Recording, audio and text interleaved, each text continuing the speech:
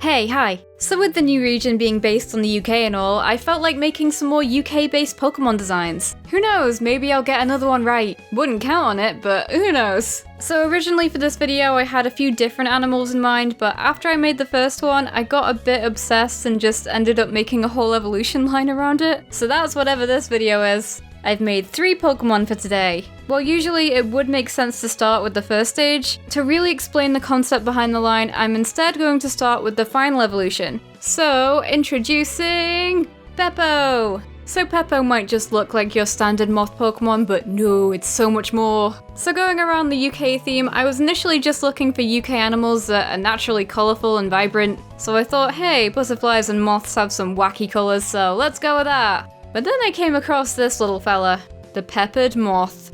Not exactly what you'd call colourful, but when I saw it, I had flashbacks to early childhood. See, I wanted to be an entomologist when I was younger, and it's about to really show, and I'm sorry. But anyway, the peppered moth stood out to me because I remembered reading about it as a child and finding it so interesting. So get ready for your entomology lesson with Lucy. My 8-year-old self would be so proud right now. So what's the deal with it? Well, the peppered moth is a moth found in the UK and is well known for being a recent example of natural selection. See, in the early 1800s, you've got a bunch of these mostly whitish moths flying around. Their coloration is similar to certain tree barks and the lichen, a type of fungus that would grow on them. So the moths would be camouflaged against the trees and protected from any predators. But there weren't just light-coloured moths though. Due to a mutation, there was the odd darker moth flying around, but they were incredibly rare since their coloration made them stand out to predators. However, with the Industrial Revolution taking full force as the 1800s went on, up popped factories spewing out pollutants, and a lot of the lichens died and the trees turned black from the soot.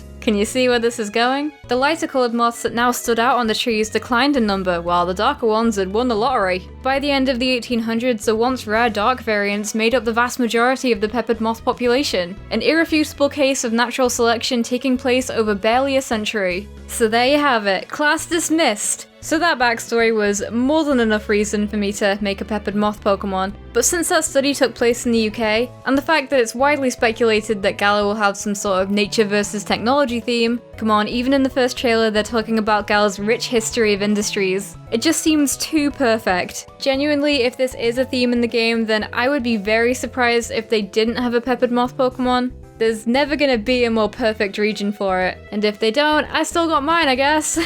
To be fair though, it's probably about time that I talked a bit more about Peppo itself. So its name is a combination of the words pepper and willow. Pepper obviously being from peppered moth, and willow is a type of tree that they frequent. Its classification is the pepper moth Pokemon, and it is a bug fairy type. For a visual theme, I just went with triangles because why not? It serves as a wacky way of getting the speckles on the wings as well. Peppo is really quite small and squashy for a final evolution, but since the peppered moth itself isn't that big, I wanted to try and put that across in Peppo's design. And yes, I hear you asking, but Lucy, how can it be based on the peppered moth if there's only one form? Doesn't that kind of defeat the point? Why yes, dear viewer, you are right. And now that the speed art bit is done, I can now reveal that Peppo does indeed have 2 forms. The lighter coloured one is the rural form, and we've got a darker coloured one for the urban form. I was initially going to make them southern and northern forms, but looking at Galar, it's really not that black and white. You've got urban areas kind of dotted around the region, so the concept would be is that if it's evolved in a rural area, you get the rural form, and vice versa. I'd imagine getting the urban form would be a bit more awkward in that case, but heck, if Wormadam can get away with it, then so can I. That's it for Peppo, so now we're gonna go back to the beginning of the line. So this little fuzzball is Nuzzie, the root words being nymph, the word for a young insect. Usually not caterpillars, but oh well. And Fuzzy. Its classification is the fuzzy caterpillar Pokemon, and it is a pure bug type. Okay, so it took quite a while for me to get the ball rolling with this one. At first I tried working with the actual caterpillar of the peppered moth, but this just wasn't really giving me much of a spark, so I quickly scrapped it. I realized that if it's okay for a fish to evolve into an octopus, then the caterpillar stage of this line doesn't have to look like the actual caterpillar for the peppered moth. So your girl just went onto Google Images, typed in stupid stuff like funky caterpillars, and took all the ones I liked and put them into a mood board of sorts. I completely lost it when I saw this one though, and from there I knew I had to make a fuzzy caterpillar. So I basically just spliced together all my favourite bits from the other caterpillars, and this is how it came out. Since Peppo has a very triangular look, I decided to try and do the opposite for Nuzzie's design and have a lot of rounded shapes for the fur. But I did also put these little triangular marks on the cheeks just so you know they are related. As for the colours, I knew I wanted to have a colour scheme that was pretty out there for a caterpillar to again contrast with Peppo's mostly black and white colour scheme. Nuzzie has this massive flop of fur covering its eyes, but the thing is I never actually decided what the eyes look like underneath that big mop. They could be anything. Anything. But there we have it, Nuzzie.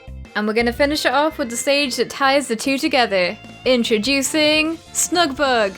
Do I have to tell you where I got the name? No? Okay. Its classification is the cocoon Pokemon, and like Peppo, it is a bug fairy type. So this one was a bit more daunting because I didn't really have as much to go off of. Most butterfly and moth pupa are the same sort of shape, so if I did something based on that, then I would probably just end up with a weird looking metapod. So I ended up just putting pictures of Nuzzie and Peppo next to each other and stared at them both real hard until Snugbug just kind of spilled out on the page. I was trying to come up with an in-between that still makes sense as a pupa type Pokemon. So Snugbug is fluffy like Nuzzie. In fact, as a pupa, the fluff has taken over its whole body, completely immobilizing it. Don't ask me how it stays upright, I don't know. It probably doesn't. I'd imagine it'd just fall over and not even try to get up because it's already snug as a bug. Sorry, not sorry. I went with a purple theme too because the standout colours of Peppo's forms are bright blue and pink, so purple is a nice in-between. Plus, if you mix together the blue and red from Nuzzie's colours, then you get purple that way too. Yay! The whole divided theme is something that I really tried to push with this. Since Peppo has a lighter and a darker form, Snugbug has these light and dark purple triangles, the facial stripes are now black and white, and the face is now a lighter grey colour. It lost the tails, but the antennae have changed a little bit. They still only have the one shape at the end, but now it's a triangle! Yay, in-betweens! But that's Snugbug.